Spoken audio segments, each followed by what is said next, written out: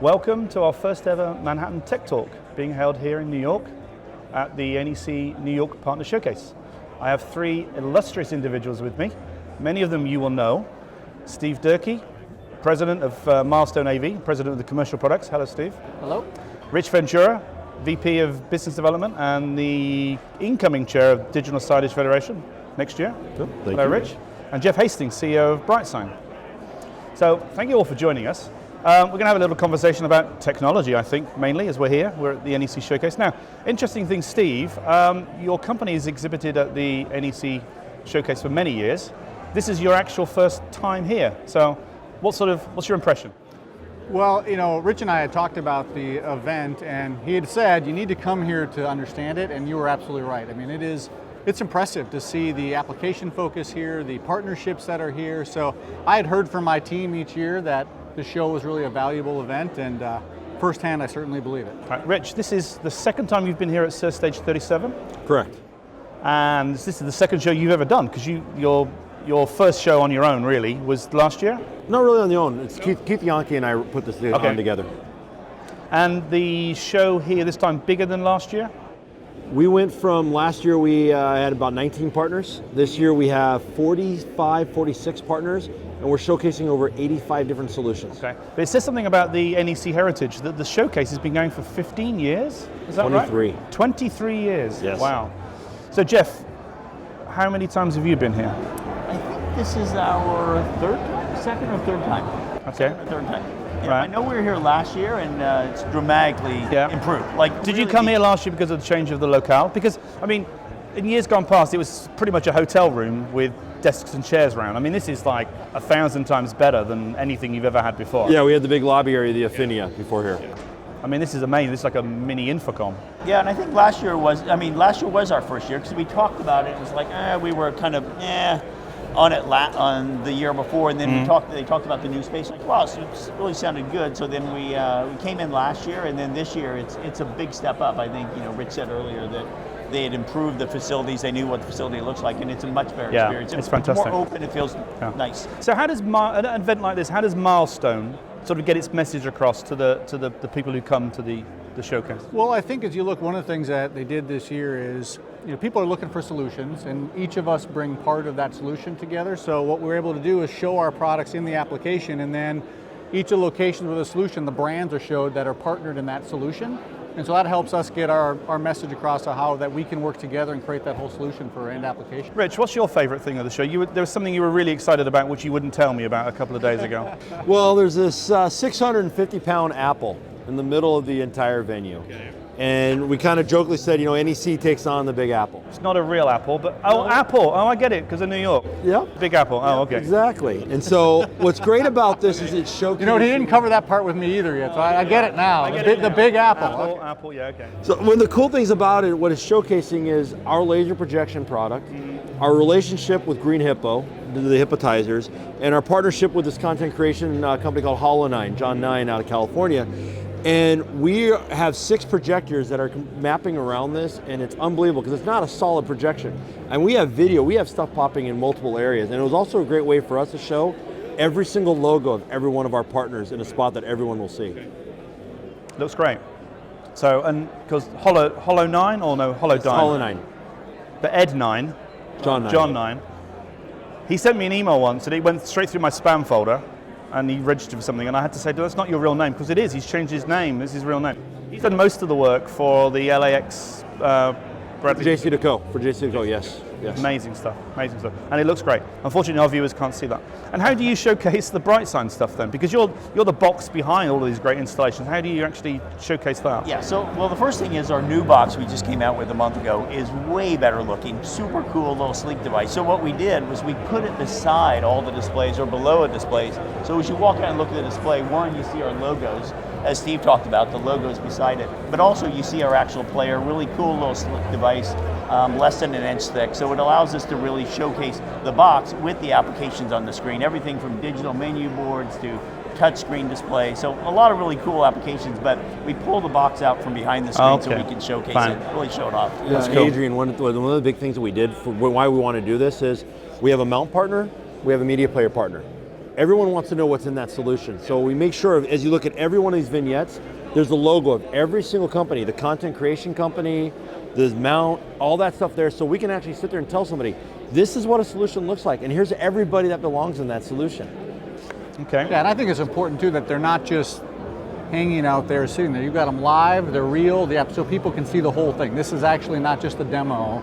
You can go behind a lot of these and see what the installation's going to look like. I mean, that's as helpful for a lot of people. How many people do you expect through the door? We had 650 registered. We figure we usually get about 100 to 150 walk-ins. Wow. So yeah. So it's last year I think we were like 450 maybe. So we've increased dramatically. We sent out. We probably target marketed to close to 500,000 people. It's impressive. And our partners marketed as well, which was really important. That's really good. Yeah. So it's actually a big thing for you on the calendar. It is. And if you think about it, the big events. The big thing about us is we operate globally, right? So you've got the London showcase and you've got the New York showcase. You've got ISE, you've got Infocom. We do so much stuff in conjunction between us and Europe. These are major events for us. It's major events for our partners, it's major events for our customers. I saw some senior managers from Europe walking around, so they obviously come over to take a look as well, which is definitely. Now, there were some announcements today. So I mentioned earlier when we introduced everybody that Rich is going to be the chairman of the Digital Signage Federation next year. I think, surely your correct title is incoming chair. Yes. Sounds weird, but I'm vice chairman right now. Vice chair. And there were some big announcements today from the Digital Signage Federation, I think. Yep. So we had the Coffee and Controversy event this morning, which Jeff was part of, which was phenomenal. One of the things. Which part, the coffee or the controversy? There was a little controversy. I saw a little bit going on there. What we did, we made the announcement about the Ad Council from the Digital Signage Federation, so the Digital At-Home Ad Council. And as you know, we're a global organization. We focus on education standardization. We focus on building this industry. It's a nonprofit. And we focused on, my focus going in as chairman next year and my legacy is creation of the Ad Council. And it is a organization that half of it will be ran out of Europe, half of it's ran out of the US. So the membership of the Ad Council, 50-50. And the goal is to really educate, standardize, and help the industry grow. There is not another organization like this. How is DSF Europe being integrated into DSF proper? Because that was only announced at the beginning of the year, and there's some announcements earlier in the year. Is it? Yep. So we made the announcement at the beginning of the year. Obviously, we spent all of last year getting it structured and organized. We share curriculum education. We share standardization. We're going to start doing hangouts between both organizations so we can talk about global ones. Key thing that's going to happen, which I'm really excited about, and this is part of the Ad Council, and I know you're part of this, is in March at DSE in Las Vegas. In Las Vegas. We will be the DSF will be running the Digital Out of Home conference on the front end of DSE. So it's a whole day conference the day before? The day before, yes. So the Tuesday probably, Tuesday before, yes. Yeah, I am on that. I remember being invited and having lots of panelists and things. I'm looking forward to that. Is DSE something I've seen you big as a bit? DSE, you guys? Oh yeah, no, big opportunity for us as well. Yeah, same thing. In that case, we probably showcase more products just in our own booth, but we spread them out around the show as well. Right. Yeah. Okay. It's an event you enjoy? Oh yeah, for sure. Good, I mean, it's a small event, but it's the right people. Yeah. Yeah, they haven't. It's 4,500 people, I think, these days. It hasn't grown as much as say an Infocom has grown, or it's a different focus though. Because it's on digital signage. Again, the thing is with Infocom, I mean, they're hitting household. They're hitting every possible thing. You got fog machines, you got LED lights, you got everything, right? Drones, exactly. DSE is the only show that you can go to where it is about just digital signage. Yeah, that's true. And I don't just say that because I'm with the DSF and we're tight and we have a phenomenal relationship with Explanation. It is the only the world's show. biggest digital signage show. It is. Yeah. Well, and what I like about it is, when a lot of corporations or anyone's looking to do digital signage, what do? They Google digital signage, trade show, and then they comes go. up, and they come. So, for us, it's a lot of basically new people coming there. So it's people that, if they're familiar with it, they kind of know the place to go. But, if you're brand new, like, we're thinking about digital signage, they come to DSE and we get exposure to kind of new blood, if you will, coming in. Yeah, and for us, I mean, the digital signage world is not an industry with clearly defined boundaries of it. It's these people. So for us, it's a relationship event to touch a lot of people to get involved in projects and opportunities because they're not always crystal clear. So what other shows are important to you as Milestone then? Are there things that I don't know about the shows that you really focus on? You know, the big ones that Rich mentioned are the most important. ISEs has become our biggest show by far, and that's just such a great event and the largest show. Does that pain you as an American to say? It doesn't. You know, I love that show, so it doesn't pain me. You just like going to Amsterdam, really. Well, and then so's that, right? It's getting cheaper to do it, so that's helpful, yeah. I think there's, they had 65,000 people through the door last year. They're getting really good. I had the opportunity to interview a couple of the keynote speakers that they've had in the past. We had Dr. Kaku, who's the theoretical physicist from New York State here. They were attracting some really good people to the event and really huge numbers of people. And I think this year is the largest number of exhibitors. Well, they keep adding buildings. They keep adding buildings. They're adding a hotel. I mean, not obviously ISE, but the RAI are adding a hotel to take up some of the demand. And I think it helps that it's at the beginning of the year. That does help your business planning. You're still going through. When you get to the middle of the year, I love InfoComm. It's a great show, but it just has a different tone because you're in the middle of the year. Do you have an opinion about the InfoComm Orlando, Las Vegas thing? So you smirk, so you must have an opinion. Well, I go to Orlando a lot, so I like it when it goes to Orlando, even though a lot of people don't, but I enjoy it for that reason. Yeah, we tend to see that we just get more people, obviously, from the East Coast in Orlando and more from the West Coast. Right. So we do road shows around the country, so we'll reverse them. So if InfoComm's in Orlando, we'll do our road show out on the West Coast, and vice versa, because you do get different attendees at the different. That's clever. You get more houses of worship people in Orlando as well, I think. For sure you do. Yeah, Southeast. The thing that I will say though that I love about this week, and it's one of the best things, is we get everybody in town, and it's not like we're going to InfoComm or DSE. We all get to talk, and there's a lot of engagement. You've had Coffee and Controversy this morning. You've got your event tomorrow. You've got this event. There's so many opportunities for engagement and conversations that don't happen when we're in town for InfoComm and DSE, because we're running from dinner to dinner. We got to worry about our trade show booths. We got to worry about the stuff. Here, it's much more. We get to engage. I always find that when I go to an ISE, DSE, or InfoComm, which we do, it's only the evenings. So I have like 5 or 6 opportunities to meet people, 5 or 6 dinners. Yep. Whereas when I'm doing something in a week where there's a mix of events, you could pop in and out. And you can do 2 or 3 cocktail evenings, in an evening. We do sometimes do that. We're journalists, we're allowed to do that. That's the rule. But there are, the hats off to the Digital Signage Federation for even coming up with the idea of a coffee and controversy debate. Yeah, and something completely different, rather than a person standing in front of slides presenting something. It's a completely different format. So what else have people noticed that's been a big topic of conversation this week? Anything exciting? I'm thinking of sorbet flavored, fruity sort of things, because we've been questioned by it several times. Yep. So yes, we did make a fairly large announcement in Europe about Raspberry Pi, and actually Jeff and I were talking through a lot of that, and it's. We're excited about it because it is something new and different, right? And it's not, one thing I always tell people about NEC that I love about NEC, the reason I came to NEC is the story behind the term multi-sync. And if you remember when we bought monitors back in the day, you had to buy a special video card to go with that monitor. NEC said, why do we need to do that? Why can't we create the ability of syncing? Non-proprietariness. We've always touted ourselves about that. OPS, non-proprietary. Raspberry Pi is non-proprietary. We don't have something that's built into my monitor, in our monitors, that if it goes down, the whole thing dies. So you don't explain how that works? Then there's a slot for a compute module. So there's a door in the back. Okay. Of 2 new types of screens. Yes, on our V series and our P series. V and P, yeah. Yep, and they are here on display. Okay. They are shipping the beginning of next year. Okay. And those are our flagship products. That's our industrial grade. That's our stuff that we use in in all of our business, right? It is a door in the back. It's using an I/O card slot, so we can put in the I/O card for the Raspberry Pi module. Okay. And what's the performance like? Because that would be the issue that you'd have, surely, with it. Yeah, there's all kinds of classes of digital signage out there, right? They're simple, they're more complex, and as I look at the market is generally moving forward. 4K is, if you would go ask a consumer, would you buy a 4K or 1080p screen this holiday season? Yeah. People would look at you like, well, there's no way I would ever buy a 1080p screen right now. I mean, my God, everything's 4K. Right. The same thing is happening in the digital signage market. I think people have been buying kind of low-end solutions, and then they realize that they have very short lifespan to it. So we think really like 4K.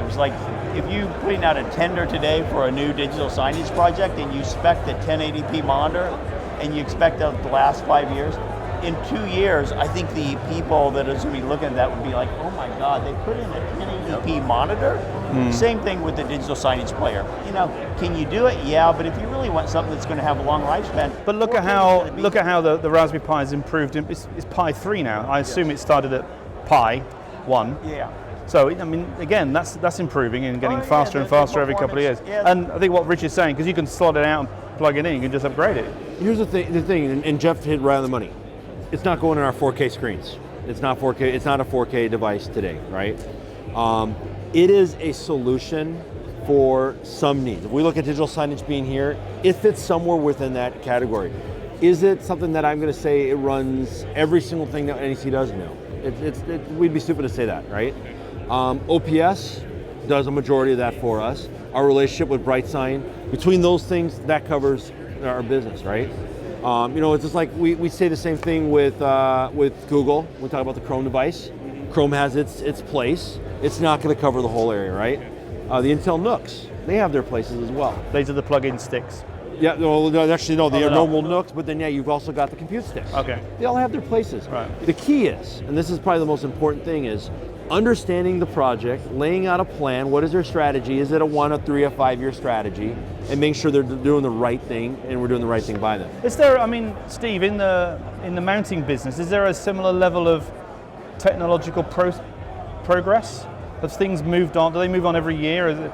Well, you know, for the mount side, it's really still about compatibility. It's about dealing with all the stuff that goes on. It's about dealing with the infrastructure. I think you'll hear more about that in your next panel as well. Right. Are there ever any sort of technological breakthroughs where they have like hydraulic lift mounts? Or? You know, I think it's probably I would say the revolution is really in the installation. You wouldn't go, I see the technology there, but the installers see it. So it's harder for the end user just notices that their video wall is flush and they don't see any of the edges. You know, so that.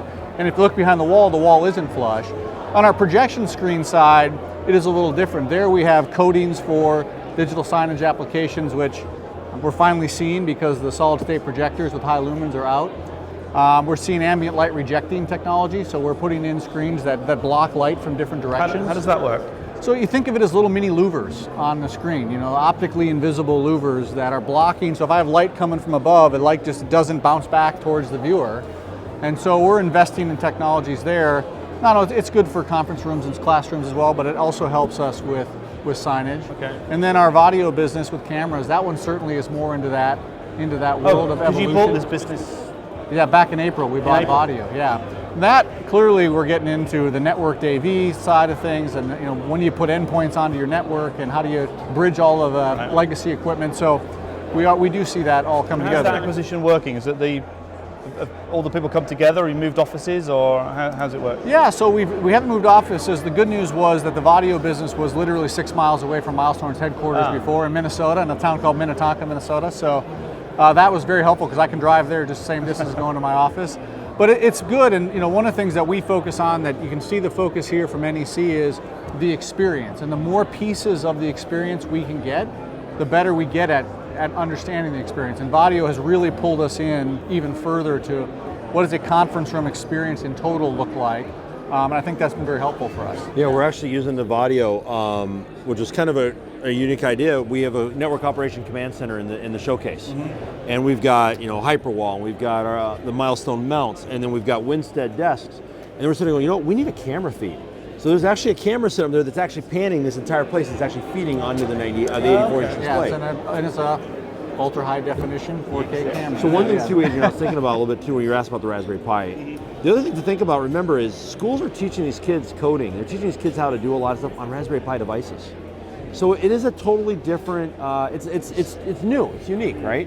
It's kind of like when everybody jumped on Android right away. And I know, Jeff, that was a big thing for you guys. Everybody jumped on Android, and you're like, oh, what's all this Android stuff, right?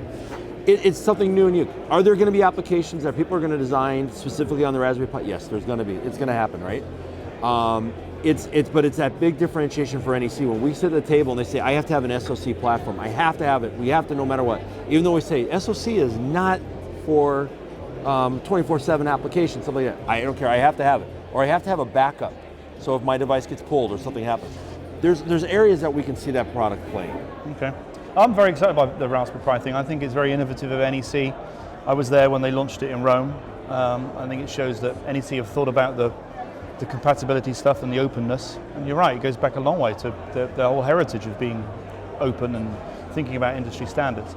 And I think it will change the market to quite a big degree. I think there's a lot of, one of the things we don't have in our, whatever we call our industry, whether we call it the digital signage industry or this wider thing, we don't have a lot of, if you were a young kid building something, you're going to go and build an online app. You're going to build a mobile phone app that farts, or a mobile phone app that does something stupid, and there'll probably be billionaires within a couple of months, knowing our crazy world we live in.